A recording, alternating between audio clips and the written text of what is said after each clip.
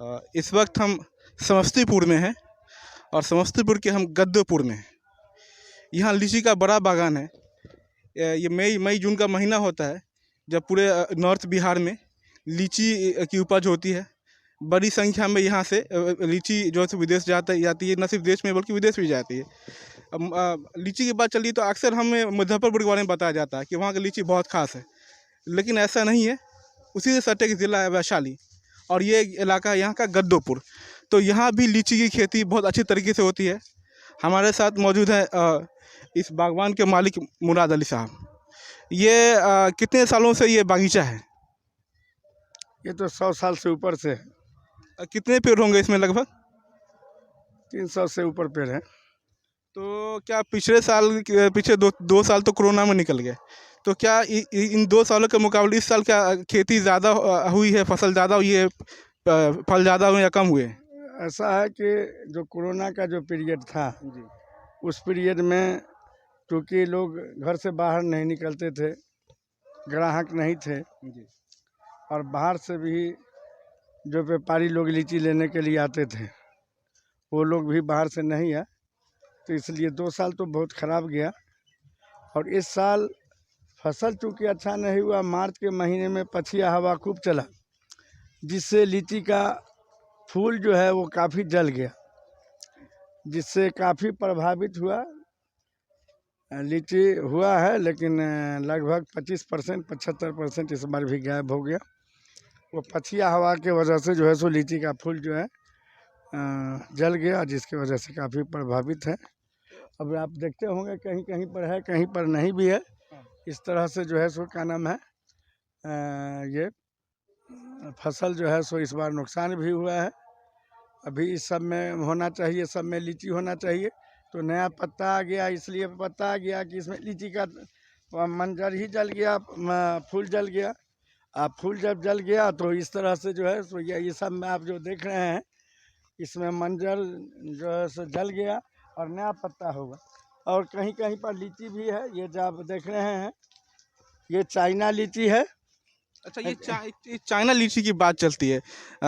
2 तरह की लीची होती है। एक इस लीची को क्या कहते हैं? ये जो चाइना हुआ लीची। अच्छा। के अभी इसका लास्ट में, ये सबसे लास्ट में तोड़ा जाता है। और ये शाही है, ये लाल लाल जो देख रहे हैं ये शाही लीची है। अच्छा, ये इस शाही लीची की क्या खासियत है, ज़रा बताएं। शाही लीची काफ़ी मज़ेदार होता है और लोग शाही लीची को काफ़ी पसंद करते हैं। ये खाने में मज़ेदार होता है और इसका दाना भी बड़ा होता है, इसका खुशबू भी बहुत अच्छा होता है। और चाइना लीची जो है सो इससे लगभग 20 रोज के बाद तैयार होता है। कुछ चाइना का ऐसा भी क्वालिटी है वो 1 महीना के बाद भी तैयार होता है, जो शाही के मुकाबले में नहीं होता है। जो चाइना का जो खूबी है वो शाही के मुकाबले में नहीं। तो ये वैशाली ज़िले में लीची का वैशाली नहीं, ये समस्तीपुर जिला है हम लोगों का। अच्छा, ये माफ़ कीजिए, समस्तीपुर ज़िले में लीची का कारोबार जो मुजफ्फरपुर के मुकाबले में कितना ज़्यादा बड़ा है? नहीं, मुजफ्फरपुर तो नाम है, क्योंकि ये हम लोगों का ज़िला पहले मुजफ्फरपुर ही था। अच्छा। तो मुजफ्फरपुर के बाद फिर हम लोगों का ज़िला दरभंगा बना और दरभंगा के बाद समस्तीपुर बना। तो चूँकि मुजफ्फरपुर ही पहले था, मुजफ्फरपुर एक लंबा ज़िला था। समस्तीपुर, मुजफ्फरपुर, वैशाली, दरभंगा, मधुबनी वगैरह को मिला करके, बेगूसराय मिला के एक लंबा ज़िला था मुजफ्फरपुर, जिसलिए मुजफ्फरपुर की लीची कही जाती है। दरअसल हम लोगों का जो समस्तीपुर ज़िला है वो बिहार ही नहीं बल्कि देश का सबसे उपजाऊ मिट्टी यहाँ का है।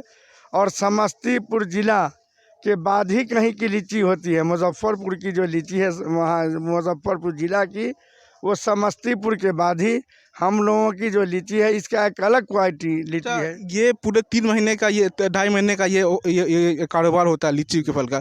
तो कितने करोड़ का टर्नओवर होगा आपके हिसाब से? ये तो आप लोगों का बहुत मामला अलग है। हम लोगों का लगभग वही 15-16 एकड़ में हमारा है ये लीची का बाग। फिर भी ज़िले में आप देखते होंगे, आप खुद लीची का व्यापार हम करते हैं। लोगों के समस्तीपुर ज़िला में तो बहुत लोग करोड़ों का कि अरबों रुपए का टर्नओवर होता है।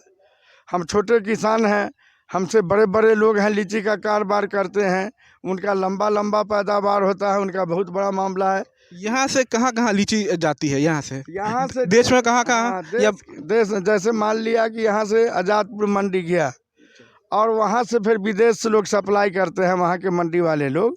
तो ये लीची जो समस्तीपुर की लीची है, ये देश भर ही नहीं बल्कि ये दुनिया में भी भेजा जाता है। दुनिया के लोग समस्तीपुर ज़िले की लीची का फ़ायदा उठाते हैं। आपके यहाँ कहाँ से आढ़ती आते हैं? या हमारे यहाँ तो अक्सर आज़ादपुर मंडी से, दिल्ली से लोग आते हैं, यूपी के लोग आते हैं, वहाँ यहाँ से अक्सर बोले जाते हैं। कभी कलकत्ता के भी लोग आए, कभी बम्बे के भी लोग आए, लेकिन अक्सर जो है सो दिल्ली के लोग आते रहते हैं। ये बागीचे जो आपका लगभग कितने पेड़ होंगे इसमें? ये 300 से कुछ ऊपर पेड़ है। अच्छा, तो इसकी तैयारी आप लोग करते हैं या ये मतलब कि आपने एक बाग लगा दिया और हो रहा है, या क्यों तैयारी है करते हैं? क्या मामला कि वो जो सामने में वो पुराना लीची है, वो लगभग 150 साल पहले का है। वो हमारे परदादा ही के हाथ का लगाया हुआ था। उस तरफ बड़ी लीची, हाँ।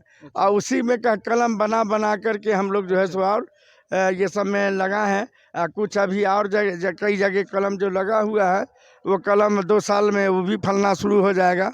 यानी कि तकरीबन जो इसमें जो लीची जो है इस बाग में तो 150 साल पुराना जो पेड़ है उसी के कलम का इस्तेमाल करके हर जगह लगाया गया है। हाँ, हर जगह। तो दोस्तों ये वो लीची है जो करीब 250-150 साल पुराना यहाँ एक दरख्त है, उससे कलम निकाल के पूरे बागीचे को इसमें बड़ा सा बागीचा बनाया गया है। तो देखा आपने कि इस वक्त लीची का जो कारोबार है, मुजफ्फरपुर की बात होती है, लेकिन समस्तीपुर में ये जो जगह गद्दपुर, यहाँ से भी बड़ी संख्या में लीची के जो आढ़ती यहाँ आते हैं और उसके बाद यहाँ से कई सारे हिस्सों में जाता है। लीची का लोग स्वाद चखते हैं। एक आखिरी सवाल कि ये जो इसमें आर्थिक नुकसान जो होता है, छोटे किसानों को ज़्यादा नुकसान है या बड़े किसानों को नुकसान हुआ है पिछले 2 साल में? छोटे बड़े सभी किसानों को नुकसान हुआ है। और हम ये समझते हैं कि सरकार को इसके लिए कुछ न कुछ सोचना ही चाहिए कि कभी कभी जैसे 2 साल कोरोना में हम लोगों के एक बड़ा नुकसान हुआ, इसलिए बाहर से कोई व्यापारी नहीं आए और लोकल में भी हम लोग भेजते थे, तो बाज़ारों में कहीं पर कोई आदमी तो कोरोना को लेकर के कहीं निकलते नहीं थे, जिसके वजह से यहाँ भेजने के बाद भी कोई बेनिफिट नहीं हो पाता था। तो 2 साल तो उसमें चला गया। और इस साल क्या मामला है कि इस बार मार्च में जो पछिया हवा खूब चला, जिसके वजह से मंजर काफ़ी तादाद में जल गया, तो इस बार फसल नुकसान हो गया। तो सरकार को कम से कम किसानों के लिए, ख़ास तौर से लीची जो पैदावार करने वाले लोग हैं, जिससे हिंदुस्तान ही नहीं पूरे दुनिया के लोग फ़ायदा उठाते हैं। हर जगह तो लीची होती ही नहीं है। समस्तीपुर है, मुजफ्फरपुर है, बेगूसराय है, ये 2-3 ज़िला इसके लिए काफ़ी प्रसिद्ध है। तो इस सब ज़िला में जब लोग लीची का कारोबार करते हैं, किसान हैं, खेतीहर हैं, तो इनको कहीं पर से कोई नुकसान जो हो जाता है, बड़ा नुकसान, तो सरकार को जरूर इसके लिए भी कुछ सोचना चाहिए। अलग से एक समिति बनाई जानी चाहिए, आप कहना चाहिए? जी, सरकार को किसानों का मुआवजा देना चाहिए। किसानी में इसको भी एक रखा जाए, बागीचे को, लीची खास करके लीची को रखा जाए, क्योंकि नॉर्थ बिहार का मतलब एक शान कहा जाता है एक तरह से। ये समझ जाइए कि नॉर्थ बिहार की पहचान है लीची। अच्छा। हिंदुस्तान का जो है ये पहचान है, ये 2-3 ज़िला लीची के मामले में। लीची तो बहुत जगह पैदावार होती है, उसका कोई स्वाद नहीं होता है। प्रधानमंत्री मोदी को भी लीची बिहार से भेजा जा रहा है, ठीक है, पूरे मंत्रिमंडल को। कुछ कहना चाहेंगे आप, संक्षेप में बताइएगा। हम तो कहा कि सारे लोग जानते हैं मुजफ्फरपुर की लीची, और मुजफ्फरपुर की लीची सिर्फ मुजफ्फरपुर ही नहीं, समस्तीपुर, बेगूसराय में ये सब मिला करके मुजफ्फरपुर की लीची मशहूर है। जो मुजफ्फरपुर से अच्छी क्वालिटी समस्तीपुर के लोग दे रहे हैं। तो यह है कि सरकार को इसके लिए बेहतर सोचना चाहिए। एक अच्छा मैसेज जाता है देश और दुनिया में कि मुजफ्फरपुर की एक ऐसी लीची है जो पूरे दुनिया के लोगों को फैज़याब कराता है, पूरे दुनिया के लोगों को मिठास सिखाता है। तो सरकार को इसके लिए कुछ सोचना तो बिल्कुल ही ज़रूरी चाहिए। तो ये थे मुराद अली साहब, जो कि बता रहे थे कि लीची जो पूरे देश की शान है, यहाँ से जो जाता है, जो मिठास हम भेजते हैं पूरे मुल्क में, तो नुकसान का जो मामला है, आंधी तूफान में जो नुकसान है या फसल ख़राब हो गए, इसको लेकर एक समिति बननी चाहिए, ताकि ये जो मिठास है वो बरकरार रहे, कड़वापन ना आ पाए किसानों के मन में, ठीक है।